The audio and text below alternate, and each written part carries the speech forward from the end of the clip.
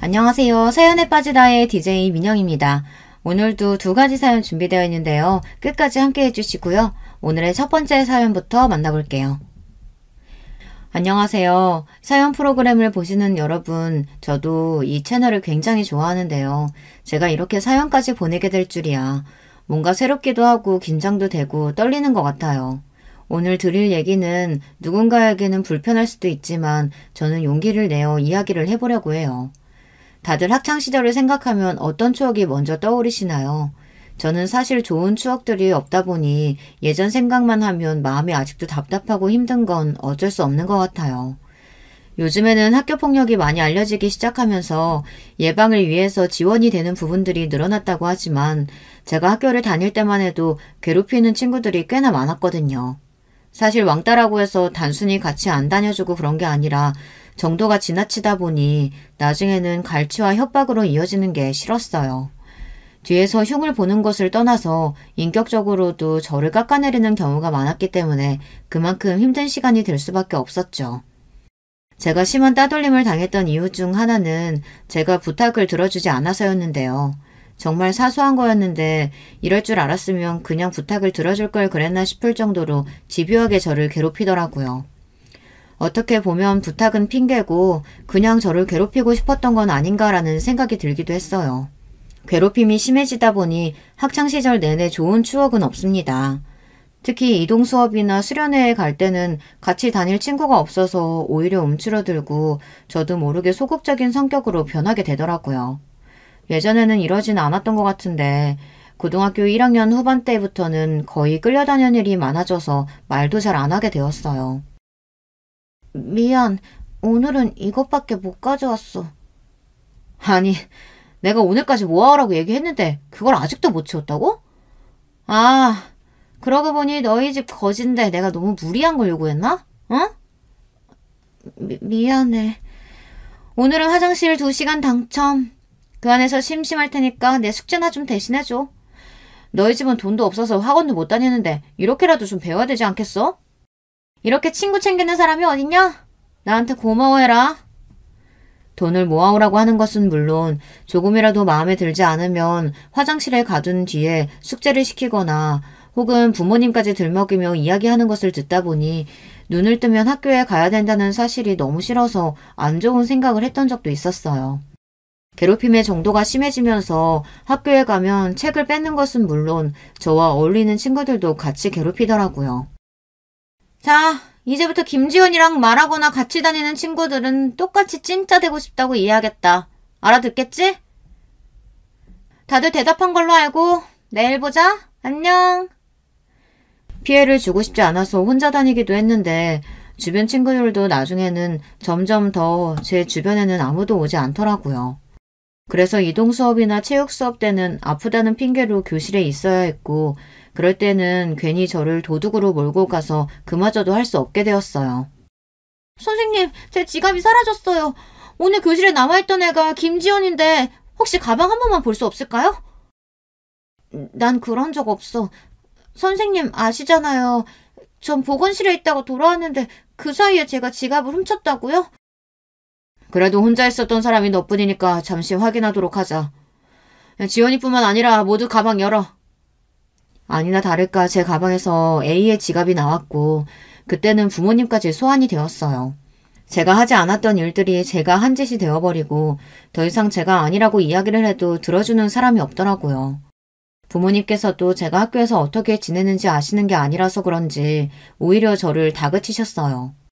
괴롭힘은 갈수록 심해지기 시작했고 나중에는 학교 이외에 다른 곳도 데리고 다니면서 괴롭히기 시작했어요. 노래방에서 노래를 해보라고 시켰고 재밌지 않으면 보이지 않는 부분을 찾아서 때리기까지 하니 정말 힘들더라고요. 때리는 것도 심하게 때리는 게 아니라 장난치듯이 머리를 툭툭 친다든지 혹은 발을 건다든지 그런 걸로 괴롭히니까 괜히 학교에 가면 긴장이 되기도 했어요. 학교에 가는 순간부터 집에 돌아오는 시간까지 하루 종일 감옥에 있는 듯한 느낌이 들었는데요. 저를 도와주려는 친구들도 없진 않았지만 절 조금이라도 도와주는 친구가 있다면 그 친구들까지 괴롭히는 게 싫어서 저도 다른 친구를 피하게 되기도 했고요. 그때 당시 선생님들은 어떻게 했냐고 물어보실 수 있는데요. 사실 절 괴롭히던 친구가 어느 정도 재력이 있었고 부모님이 잘 나가시는 분이시라 자연스럽게 묵살이 될 수밖에 없었는데요. 저희 부모님도 어떻게 손 쓸 수 있는 게 아닌 상황이라 제가 말을 하지 않았던 것도 있어서 아무런 해결이 되지 않았어요. 고등학교 시절 내내 저에게는 지옥과 같았다고 볼 수 있어요. 아무 말도 못하고 답답하게 구는 행동을 봤을 때 지금 와서 생각해보면 말해도 달라지지 않을 거라는 것을 알았기 때문에 그렇게 한 것 같아요. 부모님도 한참 바쁘시던 시기였고 뭔가 부담을 주고 싶지 않았거든요. 그동안 힘든 점도 많고 고등학교 3학년 때는 거의 저에게 말을 거는 친구도 없을 뿐더러 그림자처럼 다른 친구들을 따라다니면서 심부름만 하다 보니 저도 제 자존감이 낮아질 대로 낮아졌던 것 같아요. 언제 이 생활에서 벗어날 수 있을까 싶었는데 다행히 저는 좋은 대학에 갈 수 있는 성적이 되어 최대한 지역을 멀리 떠나기로 했어요. 그게 이 상황을 벗어날 수 있는 방법이라고 생각했거든요. 저희 학교가 지방에 있던 곳이라 그런지 멀리 가면 저를 더 찾을 수 없을 것이고 어차피 저 말고 괴롭히던 친구들은 성적이 되지 않아 올 수가 없는 곳이거든요. 밖에서 마주치는 것조차 싫고 성인이 되고 나서는 해방이 될 수 있을 거라는 희망을 가지고 공부를 했던 만큼 다행히 제가 원하던 대학에 들어가서 더 이상 얼굴을 마주할 일이 없어졌어요. 제가 가장 어이없었던 것은 아무 일 없다는 듯이 저에게 마지막 인사를 했던 졸업식 날이 기억이 나는데요. 그날도 대충 사진을 찍고 가려고 했는데 저희 부모님께 세상 친한 친구인 척처럼 행실을 하는 것을 보니 진짜 역겹더라고요. 야, 이번에 대학 멀리 간다면서? 혹시 나 보기 싫어서 그런 거야? 아쉽다. 같은 대학 갔으면 자주 만날 수 있었을 텐데. 마지막인데 같이 사진이라도 찍자. 너가 나랑 사진을 왜? 왜? 싫어? 혹시 아직도 예전 일 가지고 꿍해있는 거 아니지? 다른 친구들이랑 같이 찍자. 다른 친구들까지 불러와 가해자 무리들이랑 사진을 찍는 것은 정말 곤욕이었어요. 부모님은 친구들이 소심한 저를 잘 챙겨주는 것처럼 보여 좋게 보셨을 수도 있겠지만 저는 많이 불편했거든요. 그래도 드디어 마지막이라는 생각에 사진 한 장 정도는 그러려니 하고 넘어가기로 하고 저는 지역이 멀다 보니 혼자 생활하며 대학 생활에 적응을 하기로 했어요. 대학에 간 뒤로는 제가 생각했던 것보다 생활이 즐거워서 고등학교 때와는 달리 친구들도 많이 사귀고 또 외적으로 신경을 쓰다 보니 예뻐졌다는 얘기를 듣기도 했는데요. 학생 때는 제가 통통한 체형이다 보니 그동안 꾸미지 못하고 다녔었는데 같이 다니는 친구가 운동도 해주고 또 제가 어떻게 하면 자존감이 높아질 수 있을지 도움을 준 친구라서 항상 고맙게 생각하고 있어요. 대학생 때 만났던 친구는 저의 모든 것을 알고 있는 친구인데요. 처음에는 이런 사실을 이야기하는 것이 어렵게 느껴지고 혹시라도 저를 싫어하지 않을까라는 생각도 들었는데요. 시간이 지나면서 이 친구라면 제가 아팠던 부분을 이해해주지 않을까 싶어서 시간을 두고 친구에게 맥주 한잔하며 이야기를 할 수 있었어요. 민정아, 이건 내가 정말 너한테 처음으로 말하는 건데 이걸 듣고 너가 날 이해 못하거나 답답해할 수도 있어. 괜찮아. 에이, 내가 얘기를 얼마나 잘 들어주는데. 얘기해봐. 나 사실 어렸을 때 따돌림을 심하게 당하다 보니 처음에는 다가오는 널 의심하기도 했어. 하지만 지금은 너와 지내면서 진짜 친구라는 걸 알게 됐고 내 과거를 이야기해도 괜찮을 것 같아서. 어? 뭐라고? 사실 친구의 반응을 보고 나서는 순간적으로 이건 망했다라는 생각이 들기도 했는데요. 그 뒤에 친구가 말하는 이야기를 듣고는 저도 모르게 눈물을 흘릴 수밖에 없었어요. 많이 실망했지. 그치, 나처럼 답답하면 다른 사람들이 따돌리는 건 어떻게 보면 당연한 일이기도 하잖아. 미안해, 괜히 이런 얘기해서. 너 지금 무슨 얘기를 하는 거야? 너처럼 착한 애가 어딨다고. 학교 다니면서 많이 힘들었겠다. 지금은 좀 어때? 괜찮고? 마음 여는 거 힘들었을 텐데 초반에 내 행동이 너한테 부담이 되었을 수도 있겠다. 미안해. 지금이라도 알았으니까 혹시라도 불편한 점 있으면 편하게 얘기해줘. 제가 생각했던 것보다는 친구의 반응이 달랐고 오히려 절 위로해주니 저도 모르게 그동안의 서름이 올라왔던 것 같아요. 그동안 싸워왔던 것을 풀고 나니까 마음이 조금 편해졌어요. 그리고 정말 제 편이 되어줄 수 있는 친구를 얻은 것 같아서 행복해지더라고요. 사람이 밝아지면 이렇게 밝아질 수 있구나라는 것을 느낄 수 있었고, 저 또한 이전보다는 위축되지 않는 성격을 가지면서 리더십 있는 사람으로 인정을 받을 수 있었어요. 그동안 사랑을 받을 줄 몰랐던 저에게 사랑을 주는 사람이었고, 이 사람을 만나면서 저의 가치관이나 성격도 많이 달라지게 되었어요. 그때 제가 답답하게 굴었던 부분을 생각하니 아직도 마음이 안 좋긴 하지만, 그래도 이젠 더 이상 피하지 않기 때문에 당당해져서 그때 일은 마음속에 묻어두고 있었어요. 자연스럽게 당당한 모습이 되고 제 일을 하다 보니 저도 남자친구를 사귀게 되었는데요. 처음 연애 경험이 생기면서 점점 사람 보는 눈도 생기고 이별과 사랑을 겪으면서 제 자존감도 같이 높아졌어요. 그때처럼 답답하게 구는 일이 없다 보니까 제 스스로 어떤 연애 가치관을 세우고 어떤 사람을 만나야 하는지 생각이 잡히더라고요. 성격이 달라지다 보니 만나는 사람들도 달라지고 제 스스로도 요즘 많이 성장했다고 느끼는 부분 중 하나예요. 저는 그동안 고등학교 때 힘들었던 부분을 생각하면서 저 같은 아이들을 도와주고 싶은 마음에 심리 상담을 배우기 시작했거든요. 예전부터 흥미를 가지고 있었던 분야라서 고등학생 때도 장래희망이 상담사였어요. 그 꿈을 이루기 위해서 정말 코피가 날 정도로 열심히 공부하고 그 분야에 대해 전문가가 되고 싶어 열심히 했는데요. 학교를 졸업하고 난 뒤에 임상심리사로 일을 하다 보니 어렸을 적 제가 했던 행동들이나 생각들에 대해서 어느 정도 해석이 되다 보니 심리적으로 힘든 시간을 겪기도 했지만 그 시간을 겪고 난 뒤에 제가 더 나아질 수 있었던 계기로 생각하고 더 이상 아프지 않게 저를 이해하고 저 또한 치유가 되기 위해 노력을 했던 것 같아요. 물론 그렇다고 해서 그 친구들을 용서하거나 혹은 만나고 싶었던 건 아니었는데요. 잊고 산다는 말이 가장 잘 어울리는 것 같아요. 말 그대로 저를 위한 치유일 뿐이지 그 친구들을 용서할 수 없었어요. 그동안 제가 겪었던 것들 어느 것 하나 지우지 못하고 있었거든요. 그때 당시에 보낸 문자들 아직도 남아있는데 이걸 가지고 있는 이유는 하나였어요. 어떻게든 그들에게 복수하고 싶은 마음은 있었거든요. 사실 이것도 지금 친하게 지내고 있는 친구가 혹시 그때 일부러 자료를 모아둔 것이 있냐고 물어봐서 있다고 이야기를 하고 보여주었거든요. 당시 저에게 모질게 했던 말들이라든지 금전적으로 피해를 봤던 부분들이요. 물론 지금 와서 신고를 할 수 있는 건 아니지만 나중에 그 친구들이 유명해지거나 하면 터뜨리고 싶은 마음이 컸던 것 같아요. 물론 아직까지 그런 가해자는 없었지만 뭔가 지우기가 그렇더라고요.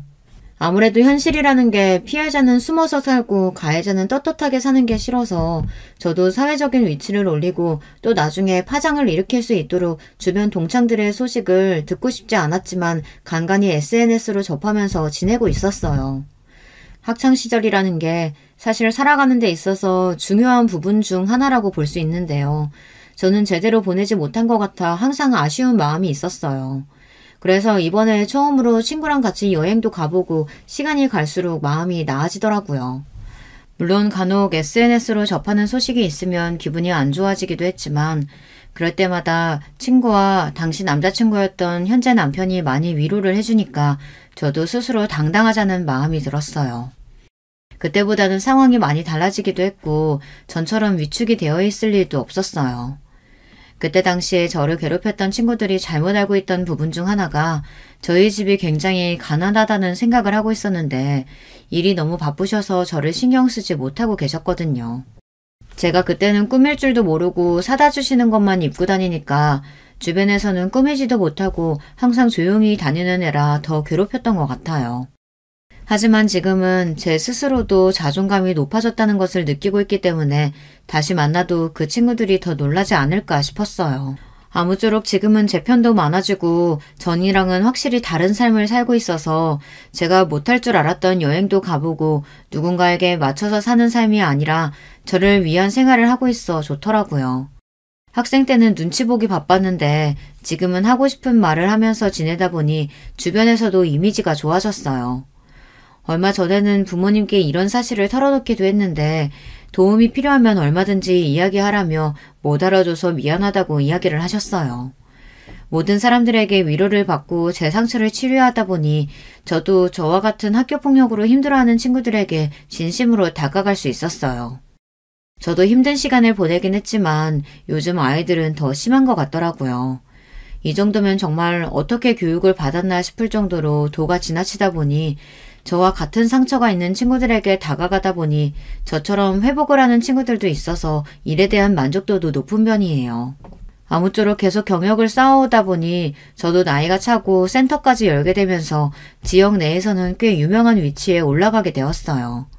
그리고 대학교 3학년 때부터 쭉 만나고 있었던 남자친구랑 결혼까지 하게 되면서 행복한 나날을 보낼 수 있었는데요.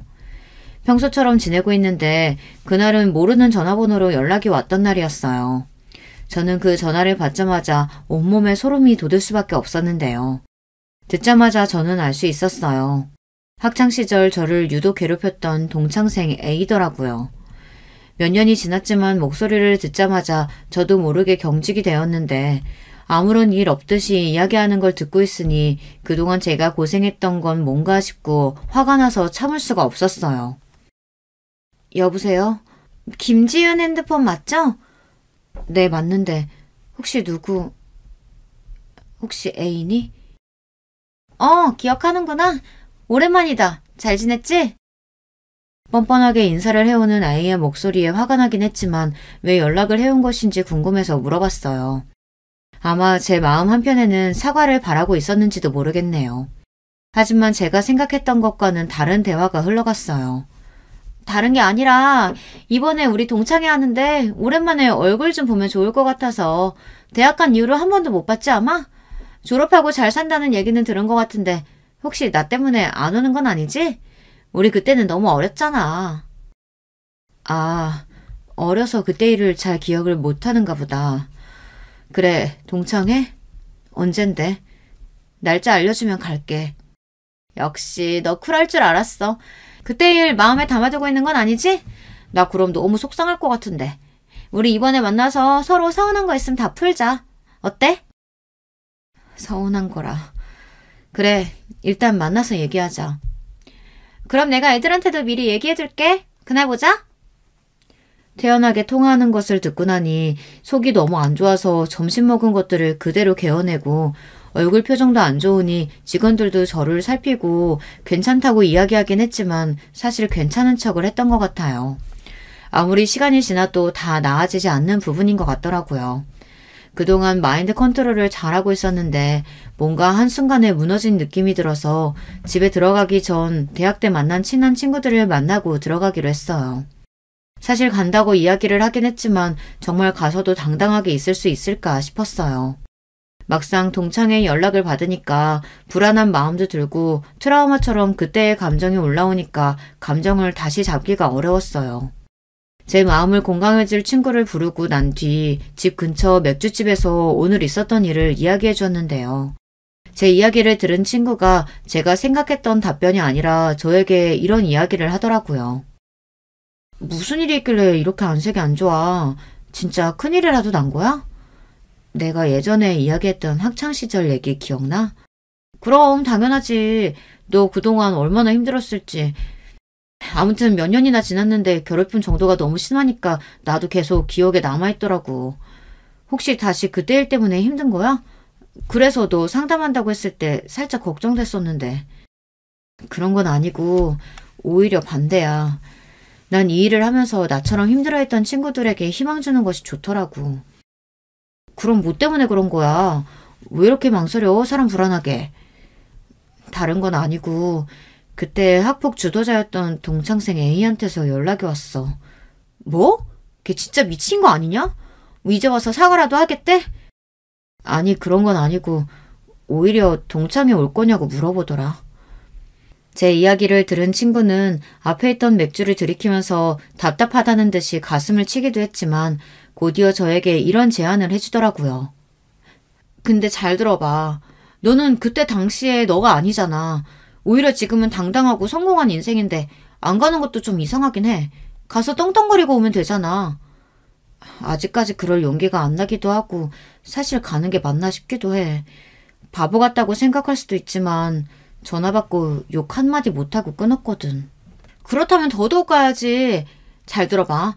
그 친구들은 어떻게 살고 있는지 모르겠지만 너는 든든한 친한 친구와 또 남편이 있잖아. 그리고 남편도 성공한 사람이고 이 정도면 가서 자랑할 만하지 않아? 친구의 이야기를 들어보니까 그렇더라고요. 제가 괜히 피할 이유도 없을 것 같고 또 힘든 시기를 겪긴 했지만 그때보다 훨씬 성숙한 모습으로 살아가고 있으니 말이에요. 여러분들이라면 어떻게 하실 것 같으세요? 초반에는 망설이긴 했지만 친구의 말을 들어보니까 오히려 괜찮은 방법인 것 같았어요. 뭔가 제가 할 수 있는 복수 방법을 찾은 것 같은 느낌이라고 해야 할까요? 그래서 친구랑 같이 이야기를 나누면서 어떻게 하면 제가 시원하게 한 방을 날려줄 수 있을지에 대해서 생각을 해봤어요. 일단 제 스펙을 두고 봤을 때 어디 뒤떨어질 게 아니다 보니까 괜찮다고 느껴졌는데 뭔가 보여주는 부분이 있어야 할 것 같더라고요. 그래서 어떤 방식이 좋을지 생각해보니까 항상 그 친구들은 금전적 그리고 사회적인 위치에 대해서 신경을 쓰는 모습을 봤기 때문에 남편에게도 이 이야기를 전하기로 했어요. 자기야, 사실 오늘 오후에 A한테서 연락이 왔는데. 뭐? 학창시절에 그렇게 괴롭혀놓고 무슨 낯짝으로 연락을 했대? 다른 건 아니고 동창회가 있다면서 전화를 했더라고. 번호는 계속 내가 안 바꾸다 보니까 그냥 한 번이라도 바꿀 거 그랬어. 그게 자기 탓은 아니지. 그럼 어떻게 하고 싶어? 불편하면 가지 않아도 되잖아. 오늘 친구 만나서 얘기해봤는데 사실 무섭긴 하지만 더 이상 피하고 싶진 않은 것 같아. 계속 피해 다니기엔 그때 나와 똑같은 것 같아서 당당하게 가고 싶어. 자기만 괜찮다면 가는 것도 괜찮지만 걱정되니까. 아니면 나도 같이 가줄까? 그리고 그때 저는 알 수 있었어요. 아, 이 방법이라면 그 녀석들을 골탕 먹일 수 있겠다는 생각이 들었거든요. 이렇게 말하긴 부끄럽지만 남편이 꽤 능력이 좋은 편이라서 그런지 좋은 집, 좋은 차는 물론 주변에서 보기에도 잘 산다는 느낌이 들기도 하고 잘생긴 편이거든요. 아마 그 친구들은 제가 이런 남편을 얻을 것이라고는 생각도 못했을 거예요. 얼마나 놀란 모습으로 보일지 저도 모르게 기대가 되더라고요. 이전에 느꼈던 긴장감과는 달리 복수를 할 마음에 그날만을 기다렸던 것 같아요. 사실 남편에게까지 부탁을 해서 도움을 요청할 생각은 없었는데 이왕 이렇게 된 거 제대로 배가 아프게 해주자는 생각으로 SNS를 통해서 그 친구들이 어떻게 살고 있는지 살펴보기 시작했어요. 친구도 돕겠다고 해서 이번에 같이 알아보는데 생각보다 못 사는 친구도 있고 제가 가장 복수를 하고 싶었던 동창생 A는 생각보다 사회적으로 영향력이 있는 인플루언서였어요. 어느 정도 예상했던 부분이었던 게 학생 때부터 예쁘고 키가 커서 비율이 좋은 애였거든요. 그래서 연습생 생활도 잠깐 했었던 것 같고 오히려 영향력 있는 사람이 되었다는 것이 좋았던 이유는 그만큼 파급력이 클 것 같았거든요. 그래서 남은 3달 동안에는 어떻게 바닥으로 끌어내릴 수 있을지에 대해서 바로 계획을 세우기 시작했어요. 사실 마음 한편으로는 이게 맞는 건가 싶었는데 제 어린 시절을 생각해보면 뻔뻔하게 연락을 해왔던 부분에 대해서 이해가 가지 않았고 더 이상 그 친구를 생각할 필요가 없다는 생각이 들었죠. 그렇잖아요. 저는 걔 때문에 2년을 넘는 시간 동안 고생만 해왔는데 이제 와서 도망치기에는 제 청춘이 너무 아까웠고 조금이라도 그 친구들이 반성하는 기미가 보인다면 동창회 이후로는 딱히 뭔가 더 터뜨릴 생각은 없었어요. 남편이랑 이야기했던 부분 중 하나는 일단 가서 그 친구들을 만난 뒤에 어떤 복수를 할지에 대해서 생각을 해보자는 것이었는데요. 저는 일단 보여주는 것만으로도 충분히 그 친구들에게 자신감 있는 모습을 보여주는 것이기 때문에 당일날까지 철저하게 준비를 해서 찾아갔어요. 심지어 남편은 이번에 차를 바꿀 때가 되었다면서 마침 잘 됐다는 듯이 6억 원이 넘는 외제차를 하나 출고를 하더라고요. 겉으로 보기에도 브랜드들은 웬만하면 다 아는 비슷한 브랜드들로 꾸미고 동창회에 찾아갈 수 있었어요. 사실 들어가기 전까지만 해도 엄청 긴장이 되었는데 막상 가보니까 괜찮더라고요. 동창회 당일이 되고 저는 그동안 피부관리부터 시작해서 살도 조금 빼고 누가 봐도 고급스러운 이미지의 여성이 되어 있었는데요. 남편은 왜 이렇게 예뻐졌냐며 동창회에 가는데 너무 질투가 난다고 이야기할 정도로 예쁘게 꾸미고 갔어요. 일부러 메이크업 샵에 가서 제가 할 수 있는 최대한의 것을 하고 갔는데요. 메이크업 샵에서도 제가 이런 사연을 가지고 있다는 것을 선생님이 아신 뒤로 머리 세팅까지 완벽하게 해주셨거든요. 선생님 오랜만이에요. 제가 특별한 날이면 항상 여기 오는데 오늘 메이크업은 조금 더 빡세게 부탁드릴게요. 오늘 특별한 날이신가 봐요? 평소보다 더 예쁘게 해드릴게요. 근데 어디 가시길래 빡세게 부탁하시는 거예요? 다른 건 아니고 동창회에 가는데 그때 유독 괴롭혔던 친구들이 오거든요. 너무 뻔뻔하게 연락해와서 이번에 가서 코를 밟아주고 올 생각이에요. 메이크업 선생님께서는 제가 하는 이야기를 듣고 나서 다른 선생님들까지 불러 화장과 세팅을 마무리해 주셨는데요. 헤어까지 되다 보니까 진짜 그날은 잘 꾸몄다는 이야기밖에 안 나올 정도로 괜찮게 잘 되었더라고요. 마지막으로 길을 나서는데 선생님께서 저한테 힘내라고 이야기를 하셨고 그동안 고생 많았다면서 저를 다독여 주셨어요. 괜히 눈물이 날 것 같았지만 잘된 화장을 망치고 싶지 않아서 꾹 참고 동창회 장소로 찾아갔는데요. 들어가기 전까지 긴장이 되긴 했지만 당당한 모습으로 내부에 들어가고 보니 이미 많은 친구들이 와 있었어요. 저를 외면했던 친구들도 있었지만 그중에서 제가 가장 어이없었던 것은 저를 괴롭혔던 친구 중 한 명이 저를 되게 반갑게 부르더라고요. 왔어? 오랜만이다. 나 기억하지? 왜 이렇게 예뻐졌어? 오랜만에 보니까 너무 좋다. 그치? 누구더라? 어쨌든 만나서 반가워. 아직 애인은 안 왔나 봐. 너 원래 성격이 이런 성격이었나? 조금 서운하네. 그래도 우리 나름 친하다고 생각했었는데. 일단 앉아. A는 일 끝나고 바로 온다고 연락 왔어. 동창생 B가 자리를 안내해주는 동안 저는 어디에 앉아야 할지 고민하고 있었는데 저를 불러주는 다른 친구들이 있었어요. 사실 따돌림을 당할 때 저에게 아예 친구들이 다가오지 않았던 건 아니었어서 초반에는 인사를 하던 친구들이 있었는데요. 오랜만에 보니까 반갑긴 했어요. 그 친구들은 자신의 의도와는 상관없이 저를 외면할 수밖에 없었던 상황이었던 만큼 그 친구들만큼은 제가 이해를 하고 있었거든요. 아니나 다를까 제가 앉은 자리에 있던 친구들은 저에게 그때 당시의 상황들에 대해 진심 어린 사과를 하면서 지금 너무 잘 커져서 고맙다는 이야기를 해줬어요. 사실 사과를 받을 친구들은 따로 있는데 그 친구들까지 괜히 가해자로 만든 것 같아서 미안한 마음이 들기도 했는데요. 직접적으로 폭력이나 저를 힘들게 했던 친구들은 아니어서 금방 마음이 편해질 수 있었어요. 미안해. 그때 우리가 너를 너무 외면했으면 안 됐는데. 아니야, 괜찮아. 그때는 너희도 어쩔 수 없었잖아. 그나저나 동창회는 어떻게 알고 온 거야? 우리 다 너한테 연락 못했는데. A가 불렀어. 전화가 왔더라고. 어색한 분위기 속에서 서로 진심 어린 이야기를 나누며 그 친구들의 그때의 입장을 들어볼 수 있었는데요. 모든 것을 A가 주도하다 보니까 조금만 도와주려고 하면 차단을 하는 것은 물론 본인들까지 괴롭혔다는 이야기를 들으니까 참을 수가 없었어요. 또 A가 직접 저에게 연락을 해왔다는 이야기를 듣고 친구들은 기가 찬 것처럼 헛웃음을 치기도 하더라고요. 저와 같이 다니는 친구들을 따돌리는 것을 알고는 있었지만 더 심했던 건 제가 모르는 사이에 다른 친구들까지 괴롭혀서 그 친구들도 사실 A를 만나러 동창회에 참석했다고 하더라고요. 저만 그렇게 힘든 시간을 보낸 줄 알았는데 학교 뒤에서도 다른 친구들을 불러서 돈을 빼앗는 등 폭력을 쓰는 경우가 있었다고 하니 학창시절을 어떻게 보냈으면 이 많은 친구들이 그 친구에게 악감정을 가지고 있을까 싶었어요. 서로 근황에 대해서 이야기를 나누다가 분위기가 조금씩 풀리는 것을 느끼기 시작했을 때 A가 등장하게 되었는데요. 사실 늦게 도착을 하기도 했고 이미 많은 친구들이 자리를 차지하고 있어서 그 친구가 가장 마지막이었거든요. 들어오자마자 이목을 끄는데 그때 얼굴이 그대로 떠오르면서 괜히 긴장이 되기도 했어요. 제가 떨고 있는 것을 느꼈는지 제 옆에 있던 친구는 괜찮다면서 저를 다독여 주더라고요. 하지만 저는 그때의 제가 아니었기 때문에 자신감을 가지고 그 친구에게 먼저 다가가 인사를 했는데요. 주인공은 제일 마지막에 온다던데 그 말이 맞나 봐. 오랜만이다. 연락을 해서 이렇게 동창회까지 오게 되다 보니 네가 참 궁금하더라고. 오랜만이다. 잘 지냈어? 예전보다 많이 예뻐졌네. 요즘에는 뭐하고 지내? 주인공이라니까 너무 부끄럽다. 일단 앉아서 얘기할까? 뻔뻔하게 저를 대하는 태도가 당황스럽긴 했지만 저도 평정심을 유지한 채 그 친구에게 이야기를 해주었는데요.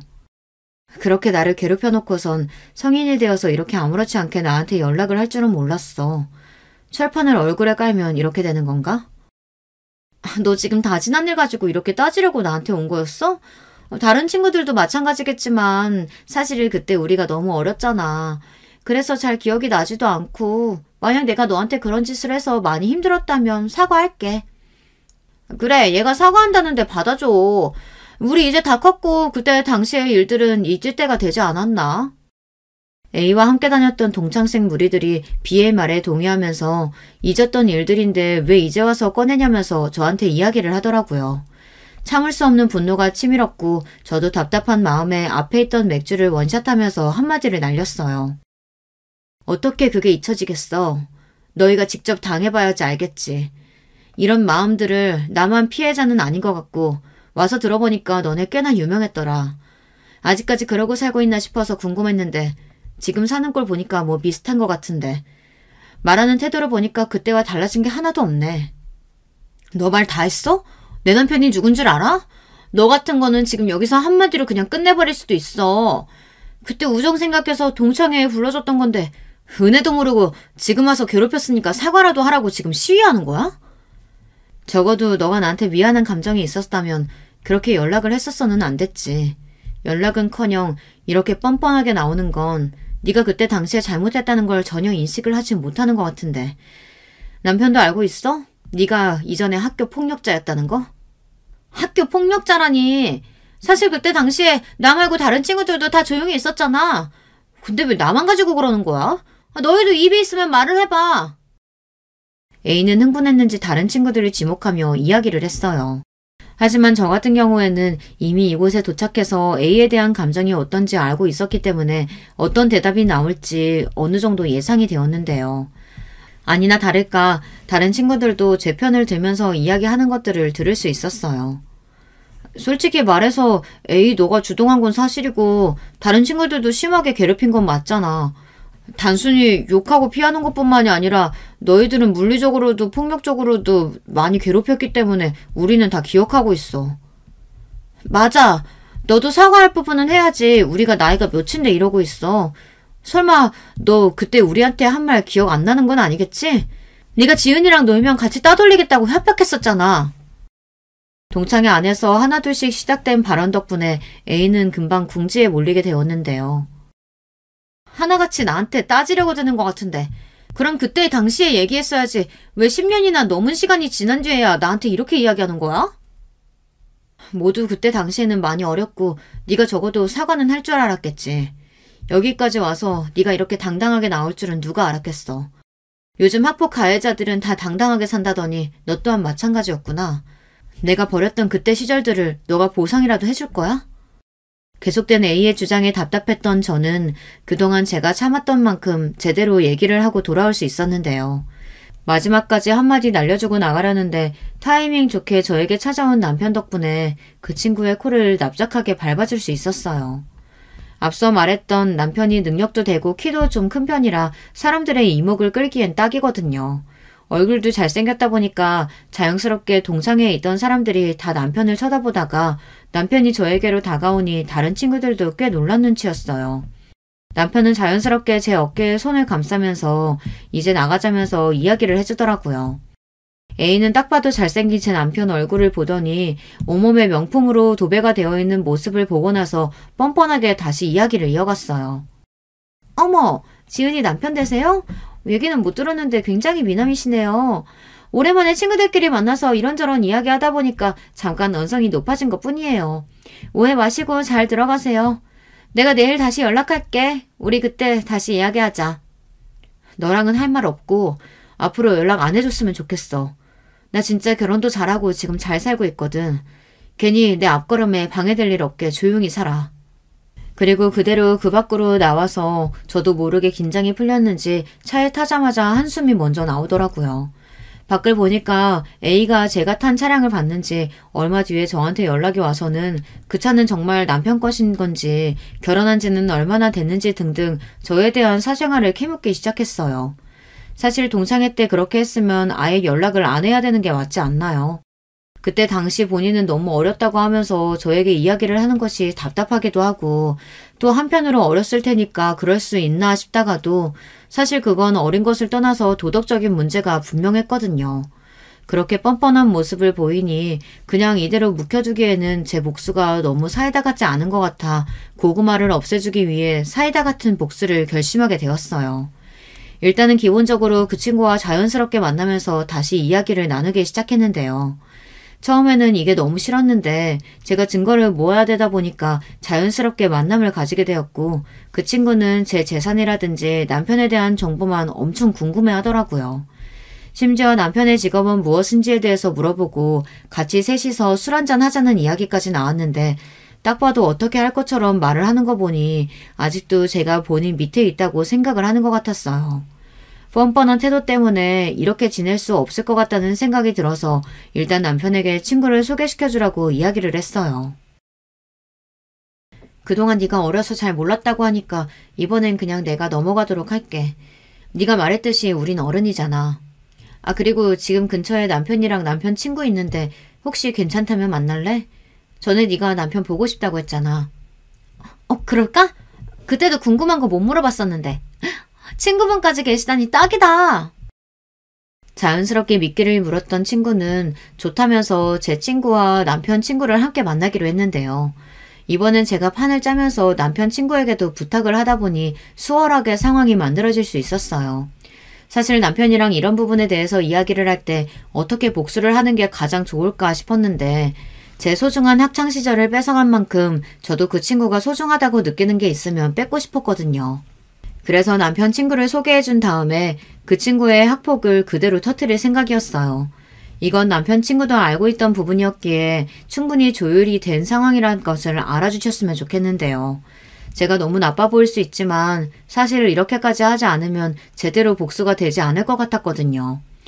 두어 번 정도 친구를 만나게 하고 남편 친구에게도 연락을 드려봤는데 그렇게 큰 호감을 가지고 있진 않지만 일단은 진지하게 만남을 가져볼까 고민하고 그 친구에게 언급을 했다고 해요. 그 뒤로는 자연스럽게 저희 넷이서 식사를 할 수 있는 자리를 마련해서 그때 바로 터뜨릴 수 있었어요. 두 분이 고등학교 동창이라고 들었는데 이렇게 소개시켜 주실 정도면 꽤 많이 친하셨나 봐요. 그럼요. 저희는 둘도 없는 친구 사이였는데 이렇게 어른이 돼서 다시 만나서 얼마나 다행인지 몰라요. 저희가 학업 때문에 바빠서 연락을 서로 잘 못했거든요. 그치? 그치. 너는 친한 친구 사이에 숙제 심부름은 물론 돈도 모아오라고 이야기하잖아. 나는 지금은 그렇게 못하겠더라고. 뭐 그때는 어릴 때니까 네가 말한 대로 그냥 잊고 살긴 하는데 우리가 진짜 친한 사이는 맞았나? 야, 왜 그래? 술 많이 마셨어? 얘가 하는 얘기 그냥 흘려 들으세요. 역시나 제가 생각했던 대로 A는 뻔뻔함을 그대로 보여주었고 남편 친구는 당황을 많이 한 것 같았어요. 이렇게까지 뻔뻔할 줄은 몰랐겠죠. 그날은 어물쩡하게 자리가 정리되고 그 다음 친구에게 연락이 왔는데요. 너 일부러 그런 거지? 왜 괜히 학창시절 얘기 꺼내서 그분이랑 어색하게 만들어? 이번에 나 도와주는 거 아니었어? 내가 널 위해서 이렇게까지 자리를 만들어줄 거라고 생각한 거야? 너 진짜 하나만 생각하고 둘은 모르는구나. 요즘에 누가 학폭 가해자를 만나고 싶어 하겠어. 나중에 문제될까봐 싶어 나는 이야기해준 것뿐이야. 이거 완전 미친 또라이 아니야. 지금 나한테 복수하겠다고 이렇게까지 한 거야? 야, 너는 나랑 별반 다를 게 하나도 없잖아. 너도 내가 괴롭혔던 이유로 지금 똑같이 나 괴롭히는 거 아니야. 다르지. 나는 적어도 이유라도 있지만 넌 이유 없이 친구들을 괴롭히는 사람이었잖아. 나 지금 통화 녹음 다 하고 있거든. 네가 지금까지 말했던 거 모든 애들한테 뿌려서 너 이미지 그대로 박살내줄 거야.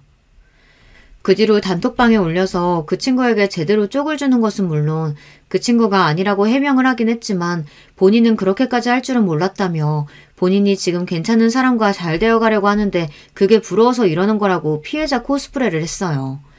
본인이 잘못한 건 맞지만 이렇게 어른이 되어서 본인에게 복수를 할 줄은 몰랐다고 이야기를 하며 저를 오히려 나쁜 사람으로 몰아가기 시작했는데요.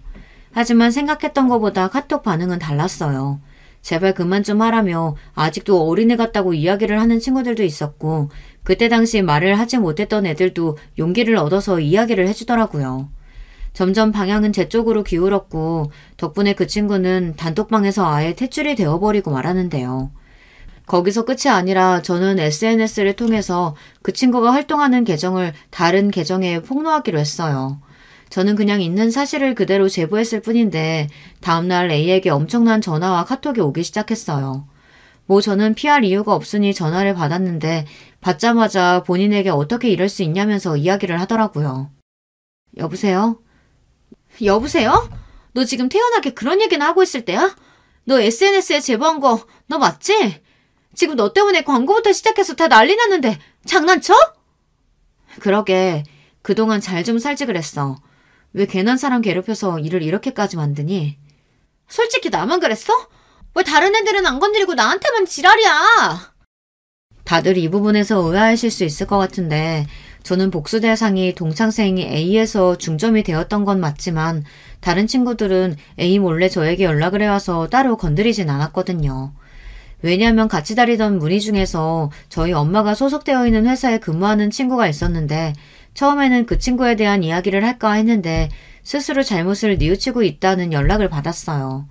즉 동창생 A만 저에게 사과를 하지 않았고 동창회 때도 제가 무슨 결혼이야 저거다 짭 아니야 했던 친구들도 조롱하던 모습은 온데간데 없고 오히려 스스로 미안하다며 이야기를 해주더라고요.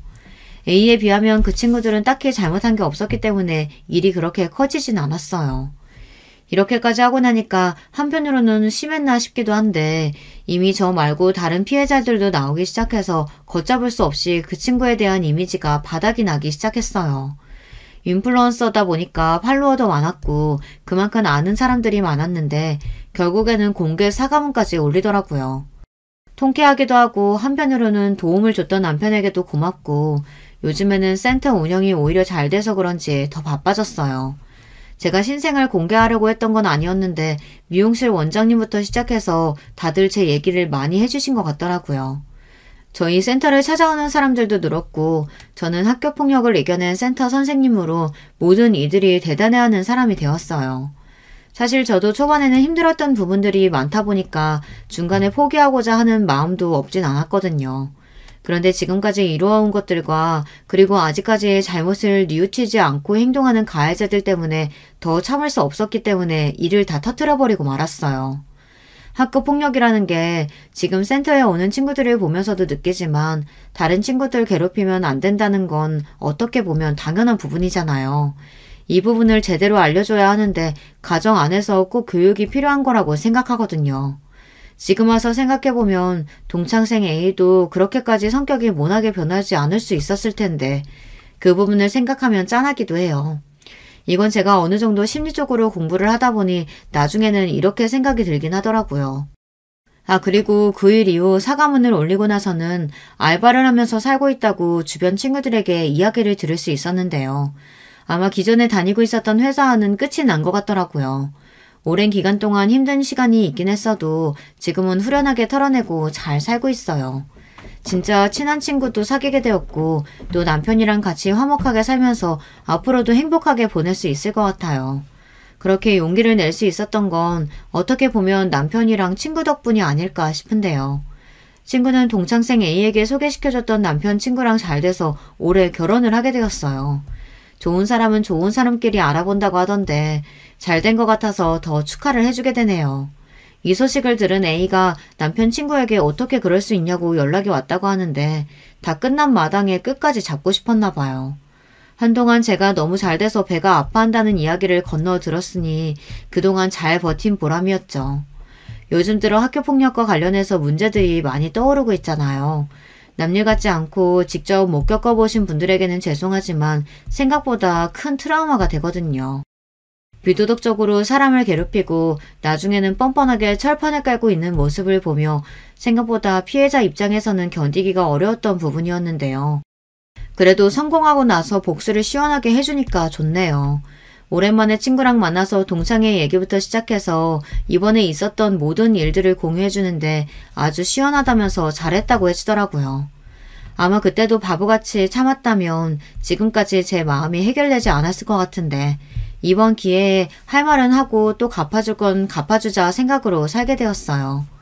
여러분, 제가 생각하기에는 예전에 있었던 일들 중에서 사람에게 상처를 주는 것은 어찌되었든 다시 되돌아오게 되는 것 같다는 생각이 드는데요. 이번에 제 동창생들을 보면서 느꼈던 부분 중 하나였어요.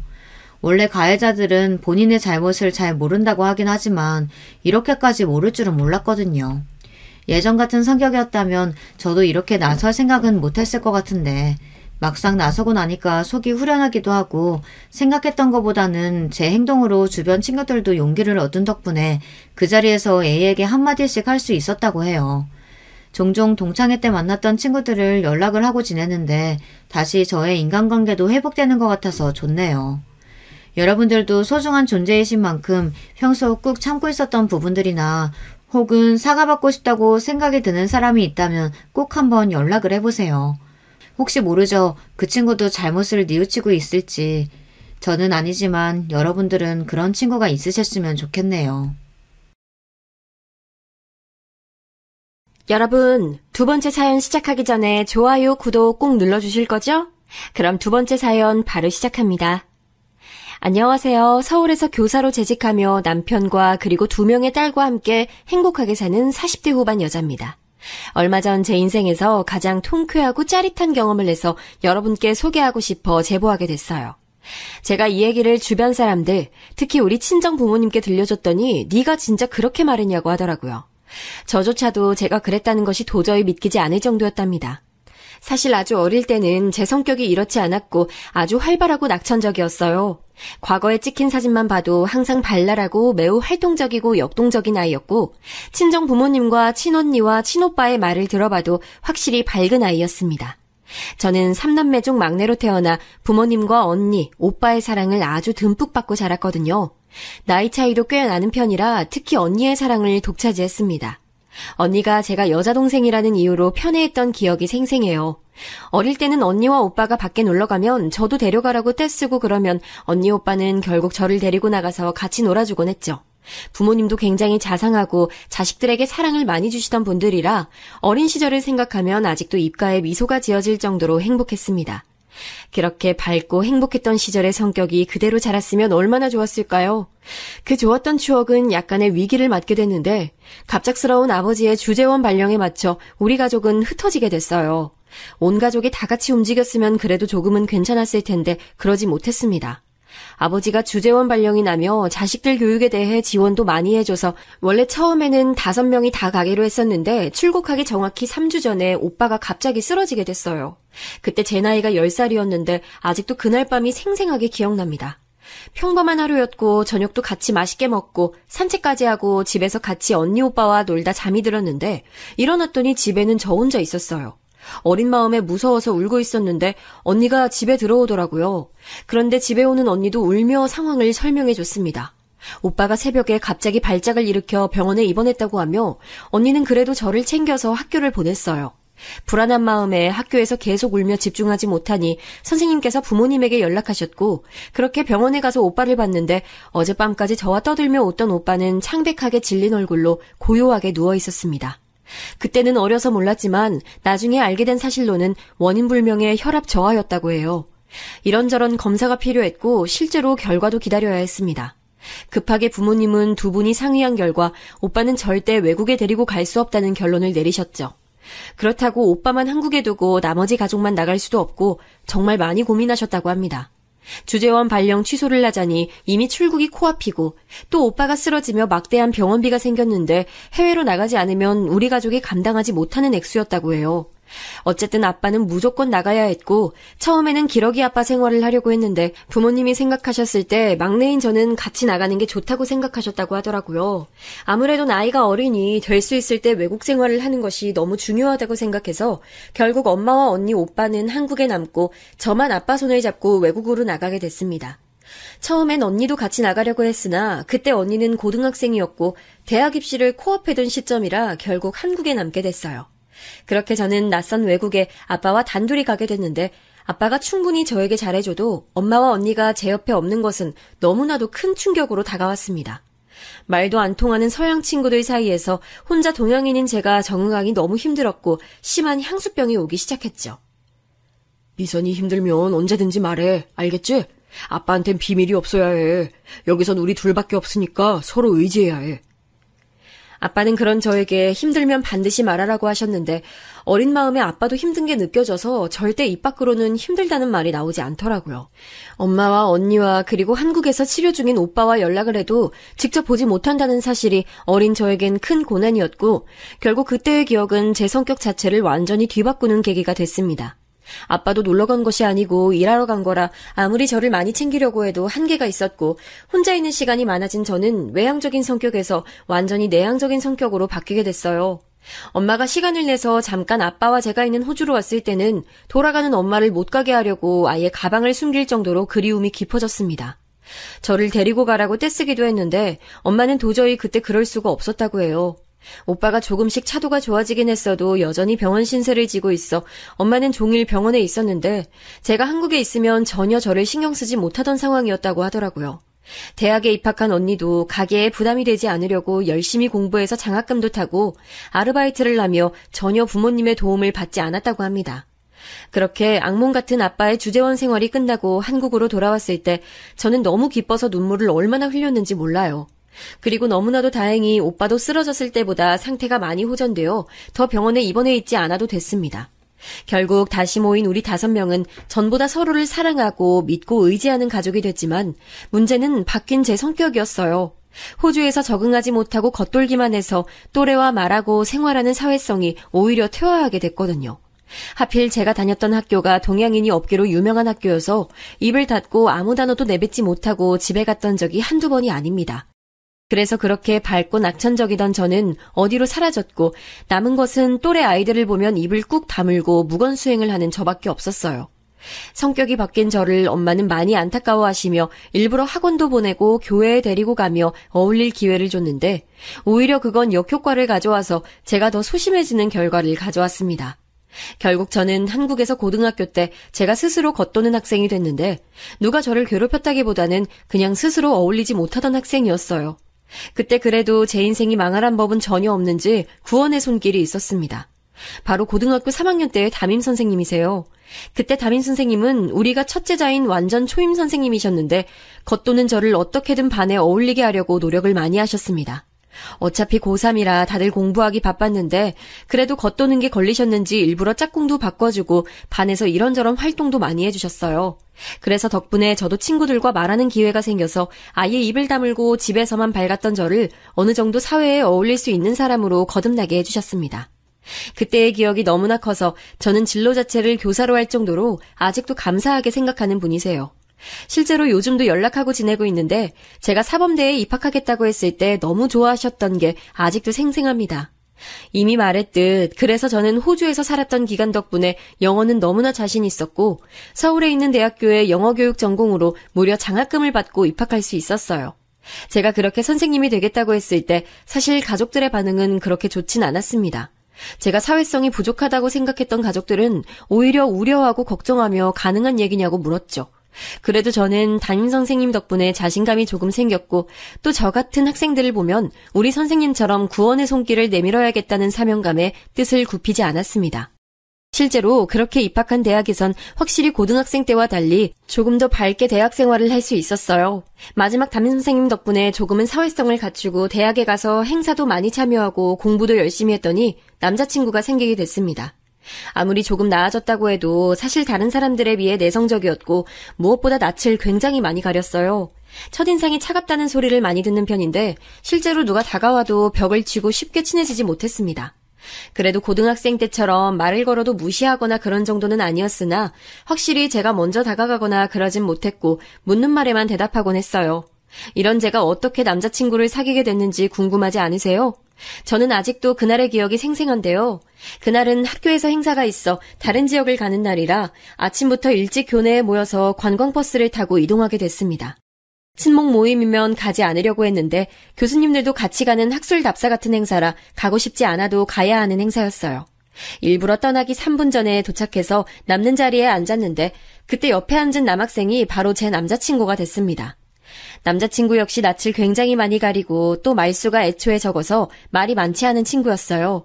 그래서 다른 친구들이 버스에서 노래를 부르고 사진을 찍고 자기들끼리 게임을 하며 즐겁게 지냈는데 저와 남자친구는 조용히 무건수행을 하며 이동했습니다. 내려서 조를 짜서 이동하는데 우연히 같은 조가 됐고 그때도 버스에서처럼 조용히 둘이 붙어 이동했어요.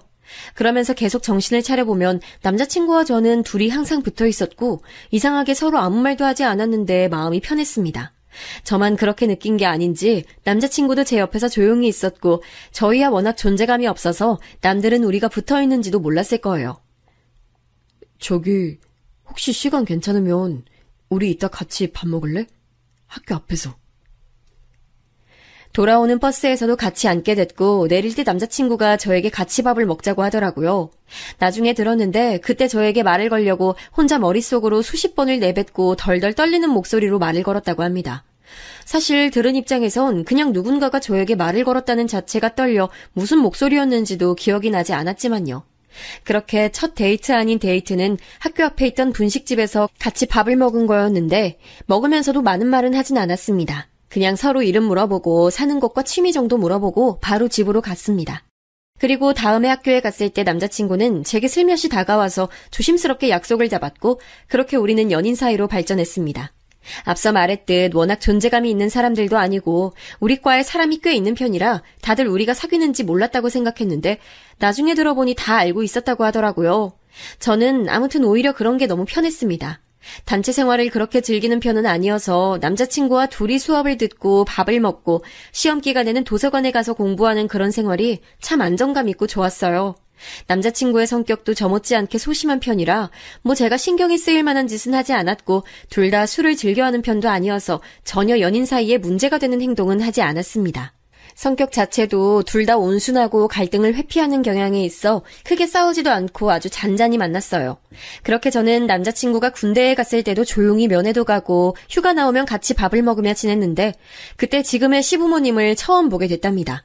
저는 첫 남자친구였던 그 학생이 바로 제 남편이 되었기 때문이죠. 사실 처음 시부모님을 뵀던 날이 너무나 강렬해서 잊고 싶어도 잊을 수가 없답니다. 남자친구가 말수가 매우 적다고 했잖아요.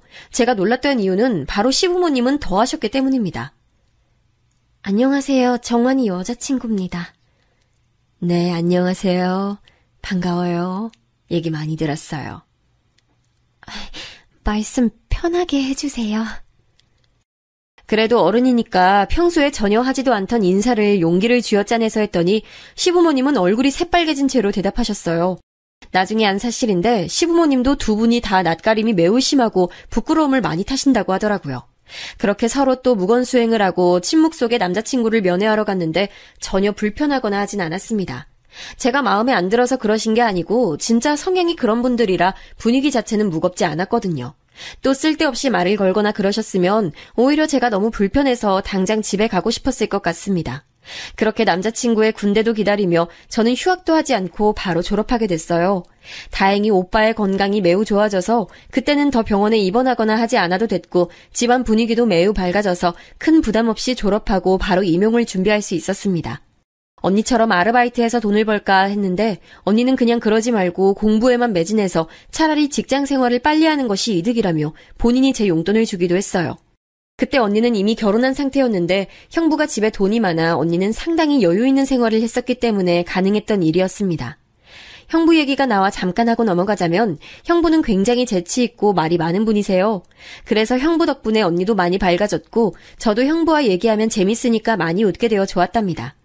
무튼 저는 졸업하고 바로 공부를 시작했는데 안타깝게도 첫 번째 시험에서는 낙방했어요. 그리고 두 번째 시험에서는 다행히 합격하게 됐답니다.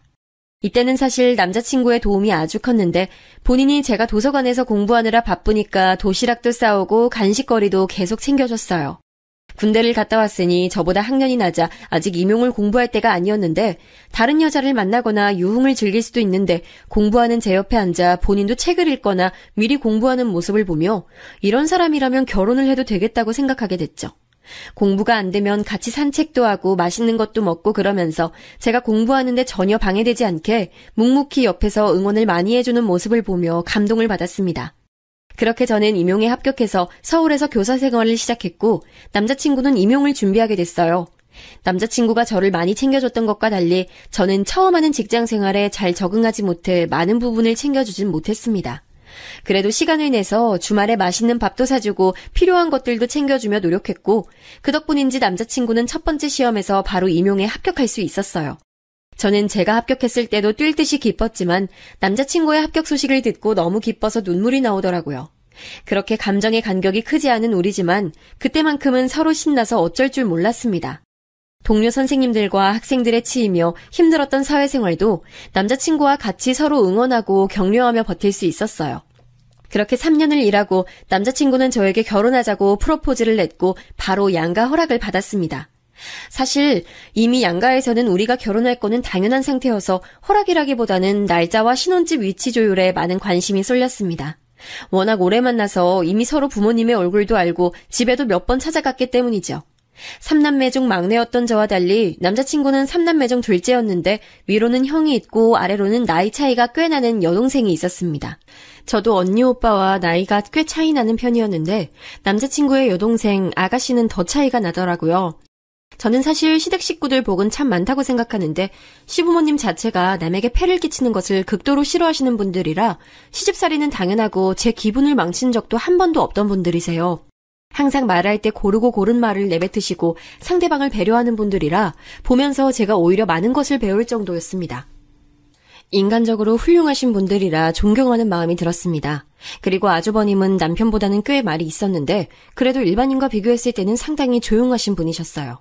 그에 비해 아가씨는 막내라서 그런 건지 혼자 여자라서 그런 건지 굉장히 밝고 귀여웠습니다. 와, 새언니는 영어를 그렇게 잘해요? 너무 신기하고 부러워요. 저도 영어 진짜 좋아하거든요. 그래요? 궁금한 거 있으면 언제든지 물어봐요. 저는 호주에서 살다 와서 영어로 의사소통하는 데는 문제가 전혀 없어요. 너무 멋있어요. 저도 기회가 된다면 해외에서 살아보고 싶어요. 안 그래도 요즘 그래서 외국 생활에 관해 관심이 아주 많거든요. 아가씨는 특히 영어에 관심이 많아서 저를 대놓고 좋아했는데 저한테 영어 관련으로 질문도 많이 했어요. 저야 직업이 선생님이니 물어보는 것에 대답해주는 것은 아무 거리낌이 없던 상태였고 아가가 귀여우니까 좋은 마음으로 과외 아닌 과외를 해주기도 했답니다. 다만 그 모습을 보신 시어머니가 아가씨에게 따로 언지를 줬던지 점점 그 횟수가 줄긴 했어요. 이 정도로 시부모님은 배려심이 아주 넘치는 교양 있는 분들이신데 문제는 따로 있었습니다. 이렇게 시댁 식구들은 잘 만났는데 문제는 형님이었어요. 제가 낯가림이 아주 심해도 확실히 교사 생활을 하며 그래도 많이 나아졌다고 생각했거든요. 그래도 막 엄청나게 밝은 편은 아니었고 오히려 아가씨처럼 아예 저보다 어리면 학생이라 생각이 들어 편하게 대할 수 있었는데 형님은 어른이니까 저도 모르게 경계를 하게 됐습니다. 그런데 형님은 사실 첫인상 자체는 아주 좋았어요. 어머, 동서될 뿐이구나. 서방님이 워낙 말이 없으셔서 항상 궁금했는데 반가워요. 안녕하세요. 잘 부탁드립니다. 아우, 내가 잘 부탁해요. 안 그래도 며느리끼리 통하는 게 많을 테니까 우리 친하게 지내요. 형님의 첫인상은 굉장히 밝았고 먼저 다가와주어 고마웠던 기억이 나요. 낯가림이 심한데 먼저 다가와주니까 저도 마음을 열게 됐고 같은 며느리니까 형님 말대로 친하게 지내고 싶었죠. 완전히 마음의 문을 닫고 살았던 10대도 아니고 저렇게 먼저 다가온 사람을 내칠 필요는 없었고 또 결혼하면 가족이니까 저도 고맙게 생각해서 따로 결혼 전부터 둘이 만나기까지 했습니다. 친구라고는 남편과 친언니 그리고 친오빠가 전부였던 저라 누군가를 밖에서 만나 밥을 먹고 카페를 간다는 게 되게 큰 의미였거든요. 동료 교사들과 친해도 직장 동료는 직장 동료라고 생각해서 그런 경험들이 처음엔 굉장히 좋았습니다. 형님은 저를 이끌고 서울에 있는 유명한 곳들을 많이 데려갔는데 남편 성향도 저와 같아 시끄러운 곳을 안 좋아했기 때문에 처음 겪는 경험들이 많았어요. 그래서 형님의 첫인상은 되게 좋았는데 문제는 결혼하고 난 이후였답니다. 시댁 식구들이 아가씨를 제외하고는 말수가 적은 편이라 상대적으로 시댁 식구들과 있으면 형님이 주로 말하는 사람이었어요. 형님은 원래 성격 자체가 말이 많고 활발해서 주도해서 말하는 것을 보면 저는 제가 말을 하지 않아도 되니 참 편하더라고요. 그런데 시간이 지날수록 형님이 말하는 수위가 많이 제 신경을 건들기 시작했습니다. 참는 것도 한계가 있더라고요. 그런데 그런 제 기분을 눈치챈 건지 남편이 살짝 알려준 사실이 있었습니다. 알고 봤더니 형님은 임용을 5번이나 떨어진 장수생이었다는 거예요. 우리 부부처럼 선생님이 되고 싶었는데 계속 떨어지기만 해서 선생님인 저에게 일부러 그러는 거였어요. 그 사실을 알고 나니 인간 대 인간으로 안쓰러운 마음이 들기 시작했습니다. 요즘 교사가 그렇게 대단한 직업은 아니잖아. 옛날엔 선생님이라고 하면 다들 좋게 봐줬는데 요즘은 그 정도는 또 아니니까. 아, 그렇다고 서방님하고 동서가 별로라는 건 절대 아니고. 오해하지 마. 둘은 너무 대단하고 또 멋져. 저런 식의 말을 하며 은근히 돌려서 욕하는 게 날이 갈수록 심해졌어요. 또 시부모님이 워낙 좋으셨던 것과 별개로 시댁은 명절에 차례를 지내고 또 제사가 있는 집이었는데 그럴 때마다 옆에서 형님은 저한테 딱 달라붙어 그런 시댁의 문화에 대해 욕을 많이 했습니다. 아니, 조선시대도 아니고 무슨 명절에 이렇게 차례를 지내? 진짜 촌스럽지 않아? 동서도 그렇게 생각하지? 언제까지 이래야 돼? 그래도 이렇게 지내고 나면 아버님이 용돈도 두둑하게 주시잖아요. 덕분에 친척들 얼굴도 볼 수 있고요. 전 마냥 싫진 않아요. 어머님도 저희 많이 챙겨주시잖아요. 누가 교사 아니랄까봐 좋은 말만 하네. 학교에서도 그런 식으로 말하지. 동서 진짜 재미없어. 며느리끼리는 이런 말도 해야 서로 가까워지는 거야. 실제로 시댁이 큰 집이라 온 가족이 명절이 되면 친척들이 시댁으로 오셨는데 시아버지는 그럴 때마다 저와 형님에게 미안하다며 매번 봉투를 챙겨주셨어요. 그리고 애초에 음식도 며느리들은 할 것도 전혀 없이 시어머니가 아가씨와 같이 준비하시고 저와 형님은 딱 그릇에 담기만 하는 그런 일만 했었거든요. 시어머니도 귀한 집 귀한 딸들에게 남의 집 제사를 지내라고 하는 게 미안하다며 매번 가만히 있으라고 하는 게 말버릇일 정도로 많이 챙겨주셨습니다. 설거지도 무조건 저와 형님이 있을 때는 손도 대지 못하게 아예 등을 밀어 부엌 밖으로 나가게 하실 정도로 시어머니는 며느리들에게 전혀 부담을 주지 않았어요. 그래서 명절 때도 저는 제사 음식 때문에 스트레스 받거나 그런 적이 전혀 없었습니다. 제사도 1년에 4번 정도 있었는데 도착하면 이미 다 아가씨와 시어머니가 준비를 끝내놔서 저는 절만 하고 올 정도였어요. 그리고 그럴 때마다 시부모님은 우리에게 미안하다고 하시고 또 번거롭게 해서 미안하지만 집안 전통이라 어쩔 수 없다고 말씀하셨거든요.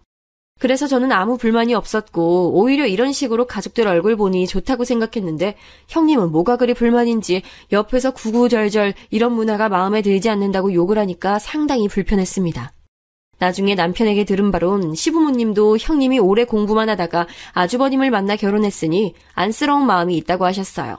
저도 저러는 본인은 속이 얼마나 힘들까 생각해서 최대한 무시했습니다.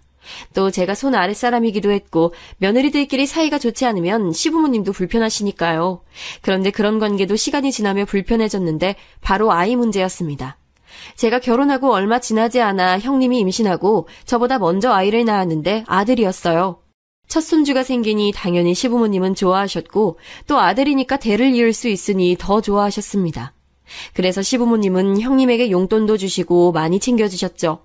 저도 교사로 일하며 아이들을 더 사랑하게 됐기 때문에 시조카가 참 예뻐서 볼 때마다 많이 놀아주고 조금이라도 형님이 쉴 수 있게 해줬어요. 그런데 문제는 제가 아이를 낳고 나서 생기기 시작했습니다. 사실 저와 남편은 아이를 갖는 게 쉽지 않아서 병원까지 다니며 아이를 기다렸어요. 요즘 워낙 불임이 흔하고 이런 사람들이 수도 없이 많다는 것을 이미 알지만 그래도 자연적으로 아이가 찾아올 생각을 하지 않으니 얼마나 속상했는지 모릅니다.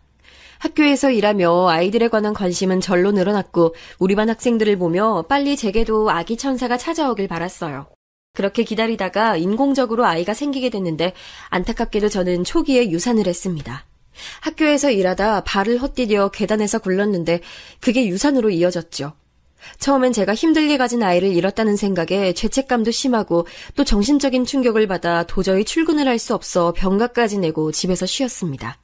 그런 저를 시부모님은 상당히 안타깝게 여기셔서 추석이 얼마 남지 않았을 때 이번엔 오지 말고 친정에 가서 쉬다 오라고 먼저 말을 꺼내주셨어요.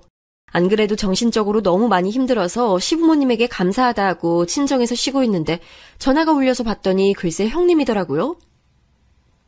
동서, 친정에 있다며? 좋겠다. 나는 지금 시댁에서 계속 종일 고생하다 잠깐 산책하러 나왔어. 동서는 친정에서 몸 편히 쉬고 있겠네?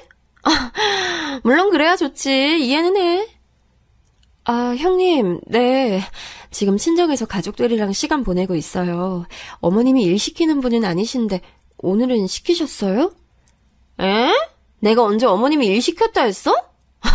동서 말 서운하게 하네. 아무튼 몸조리 잘하고 제사 때는 얼굴 봤으면 좋겠다. 며느리가 혼자라 부담스럽네. 다음엔 꼭 오길 바라. 저는 제 걱정을 해주려 전화한 줄 알았는데 전혀 아니었고 오히려 저를 슬슬 긁는 말을 하더라고요. 안 그래도 유산 때문에 정신적으로 예민한 상태에 저런 말을 들으니 그렇게 화가 많이 없는 저도 분노가 차오르기 시작했습니다.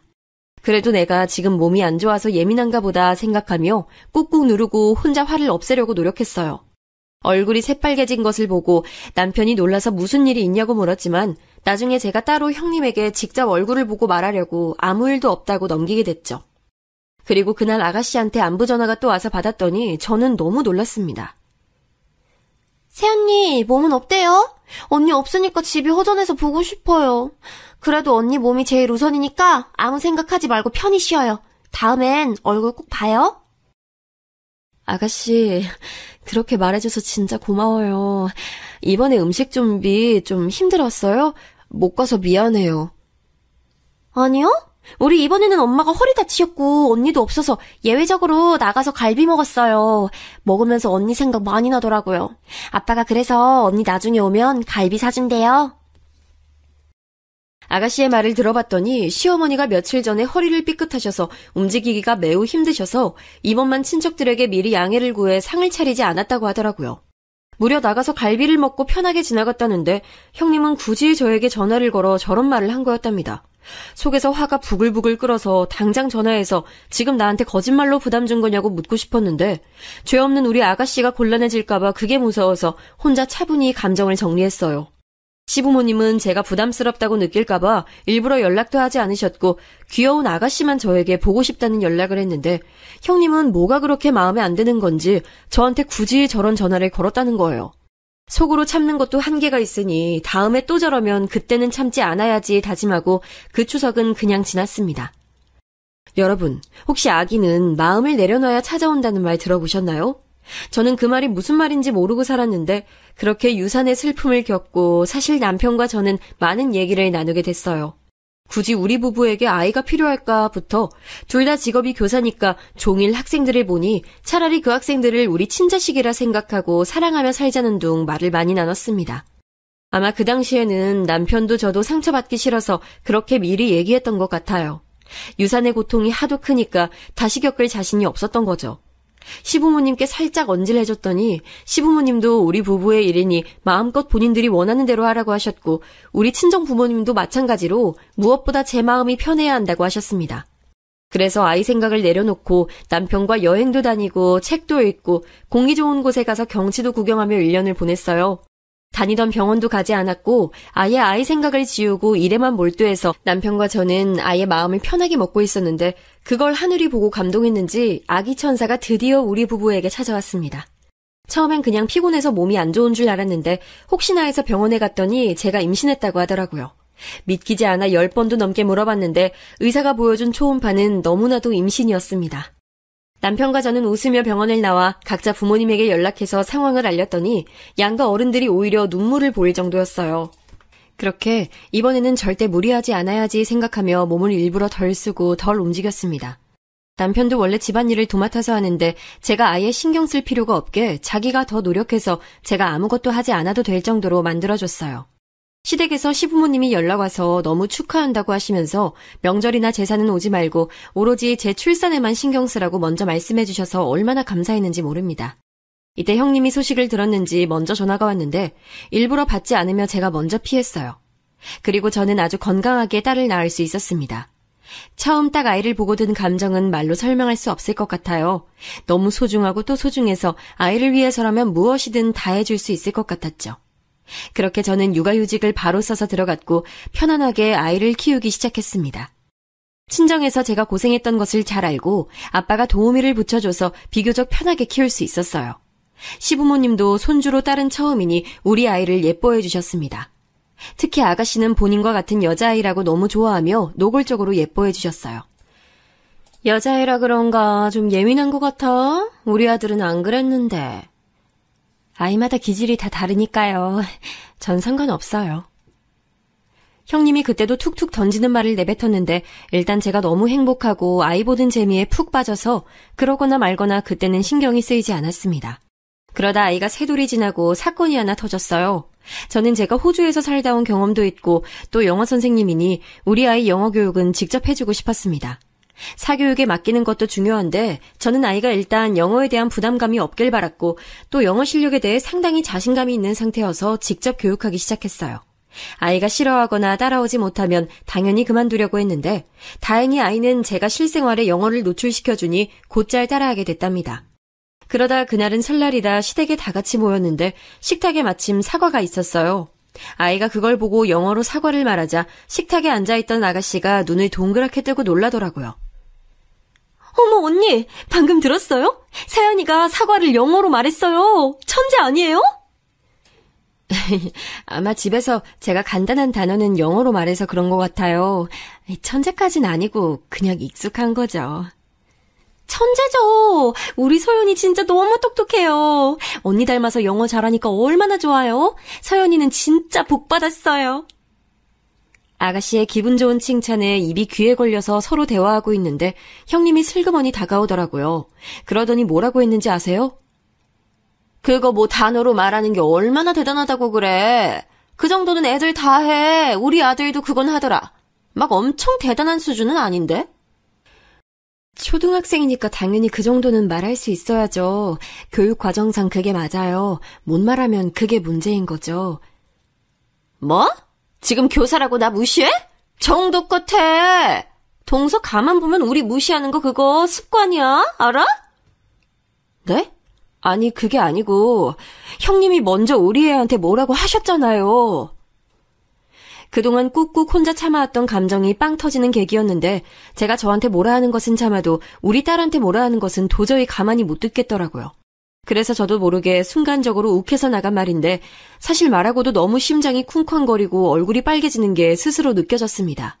역시나 형님은 기분이 나빴는지 저에게 대놓고 뭐라 했는데 아가씨가 도중에 말려서 겨우 진정할 수 있었어요. 그러면서 아가씨는 본인이 괜히 영어 얘기를 꺼냈다고 말하며 저를 달래줬습니다. 순식간에 일어난 일이고 또 저도 생각하기 전에 내뱉었던 거라 적잖이 당황했지만 그렇다고 후회하진 않았어요.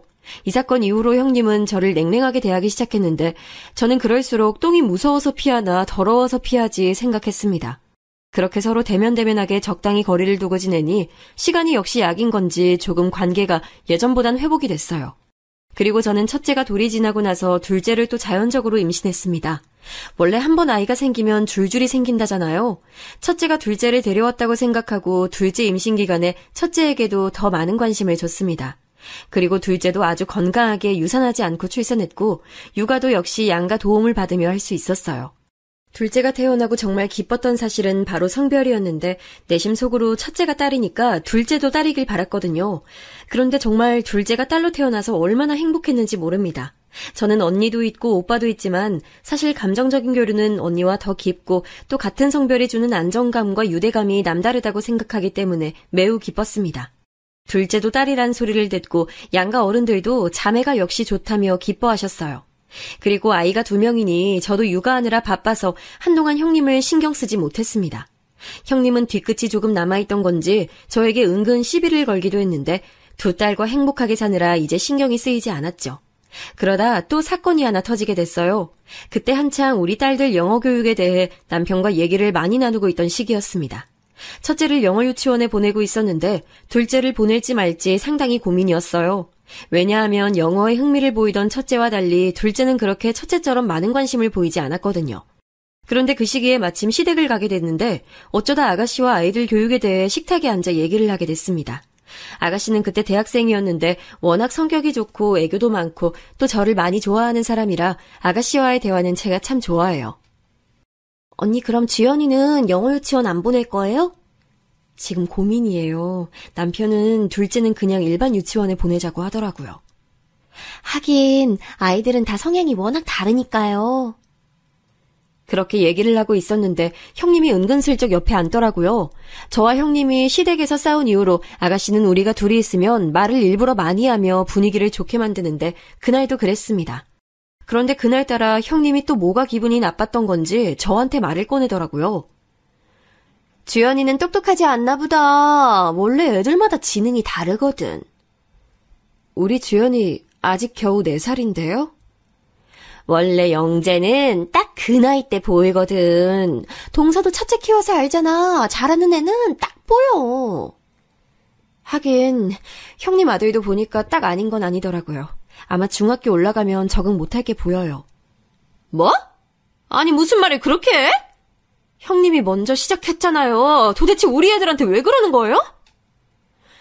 저는 아이들에 대한 애정이 매우 깊어서 저를 향한 비아냥은 참아도 우리 딸들을 향한 비난은 참을 수 없었습니다. 그래서 욱하는 마음에 또 받아쳤는데 형님도 끝까지 저와 대치했어요. 저번엔 시부모님이 마침 집에 안 계셔서 괜찮았는데 이번엔 거실에 시부모님이 앉아 계셔서 시부모님도 우리의 싸움을 알게 됐습니다. 아가씨가 말려도 귀에 들리지 않았는데 시어머니가 말리니까 그래도 좀 진정이 되더라고요. 그런데 우리 시부모님은 너무 좋으신 분들이지만 갈등을 피하고 평화주의자라 일단 둘 다 집에 가라고 하셨습니다. 남편 차를 타고 오며 형님에 대해 험담하니까 남편도 이제 지친다고 하더라고요. 저도 제가 왜 저런 소리를 들어야 하는지 모르겠고 아무리 가족이어도 얼굴 보기 싫었습니다. 그래서 저 사건 이후로 실제로 형님을 3년간 전혀 보지 않고 살았어요. 시부모님께는 너무 죄송하지만 도저히 형님과 마주할 자신이 없었습니다.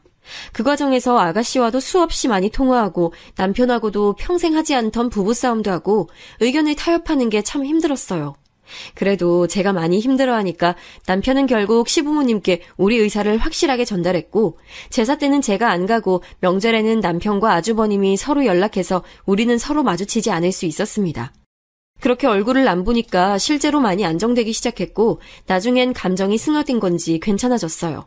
저도 아이들에게 집중하려고 했고 복직도에서 열심히 일하며 에너지를 다른 곳에 쏟으니 훨씬 마음이 안정됐습니다. 그래서 어느새 화났던 감정은 사라지더라고요. 남편이 먼저 제게 말을 건네서 이번 명절에는 오랜만에 같이 모이는 게 어떠냐고 물었습니다. 저도 시간이 꽤 지나기도 했고 무엇보다 형님을 보지 않던 그 기간에 시부모님이 중간에서 고생하신 걸 아니까 동의하고 같이 만났어요. 그리고 여러분, 그 명절 때 대망의 오늘 사연의 핵심이 나왔습니다. 가족들이 다 모이고 심지어 친척분들도 다 오신 자리에 형님은 그날따라 뒤늦게 나타나더라고요. 오랜만에 보는 얼굴이니 그래도 저는 어차피 가족이고 이혼하지 않으면 평생 봐야 하는 얼굴이니까 좋게 풀어보자는 의미로 백화점에서 화장품을 사서 선물로 가져갔어요. 그런데 형님은 시댁에 들어오며 저를 딱 쳐다보더니 말도 걸지 않고 바로 지나치더라고요. 그 모습을 보고 속으로 역시 사람은 바뀌지 않는다고 생각했습니다. 그래도 가족이 다 모인 자리니까 최대한 웃으며 어른들 비위를 맞추고 있는데 형님이 제 앞을 딱 가로막더라고요. 그러더니 집에 왔으면서 굳이 샤넬백을 내려놓지도 않고 저에게 자랑하듯 보여주길래 그냥 아무 말도 하지 않고 가만히 그 모습을 쳐다봤습니다. 무슨 말을 꺼내야 할지도 모르겠고 사실 엮이고 싶지 않았는데 형님의 말이 너무 기가 막혀서 저는 처음에 제가 잘못 들은 줄 알았어요. 동서 오랜만이다. 그동안 어떻게 지냈어? 잘 지냈지? 그냥 일하고 애들 보고 똑같죠. 형님은요? 살이 많이 빠지셨네요? 나? 난 너무 잘 지냈지. 샤넬백도 사고 요즘 너무 행복해. 아, 근데 동서는 이런 명품 없지?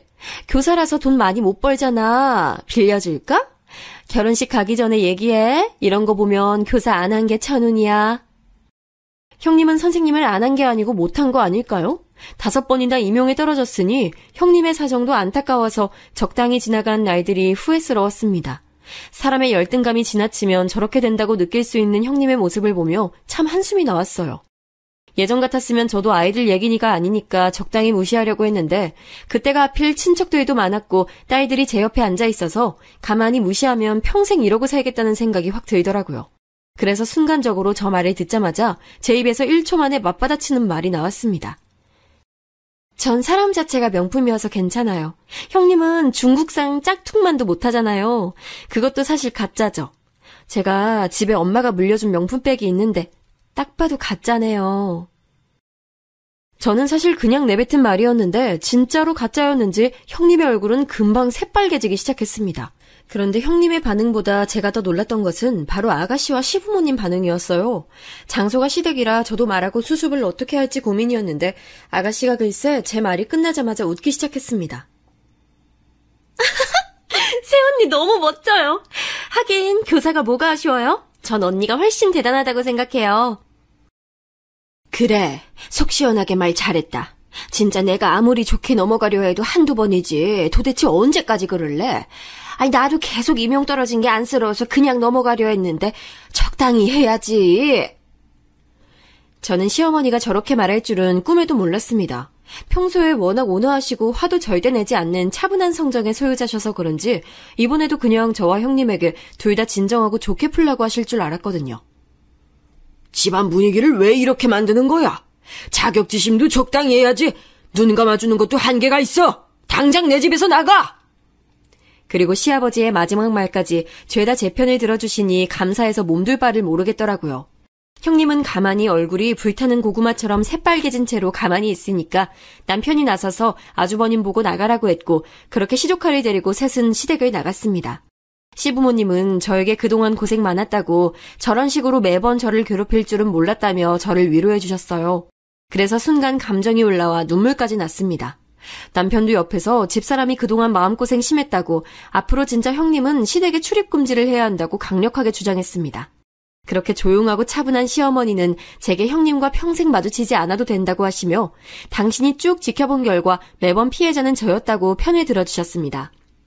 그래서 그 뒤로 어떻게 됐냐고요? 지금도 형님은 시댁에 오지 못하고 있어요. 아주버님과 시조카는 그래도 명절이나 제사 때 겨우 오긴 해도 형님은 발도 못 들인답니다. 덕분에 시부모님이 챙겨주시는 용돈은 저만 두둑하게 받고 있네요. 형님 한 명 없다고 마음이 얼마나 편한지 시댁에 가는 게 놀러 가는 것처럼 느껴지고 참 행복하게 지내고 있습니다. 형님은 저한테 개인적으로 전화가 오긴 했는데 제가 그냥 차단했어요. 남편에게 물어봤더니 남편도 아주버님이 계속 연락 온다고 하던데 그건 남자들끼리 알아서 하라고 했습니다. 저는 더 형님과 마주치고 싶지 않고 그냥 그 사람을 떠올리는 게 스트레스니까요.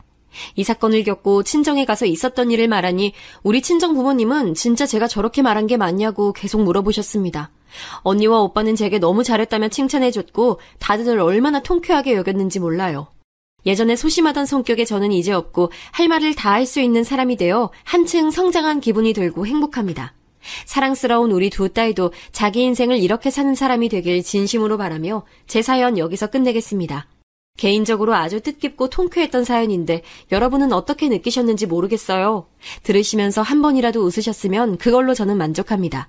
들어주셔서 진심으로 감사합니다.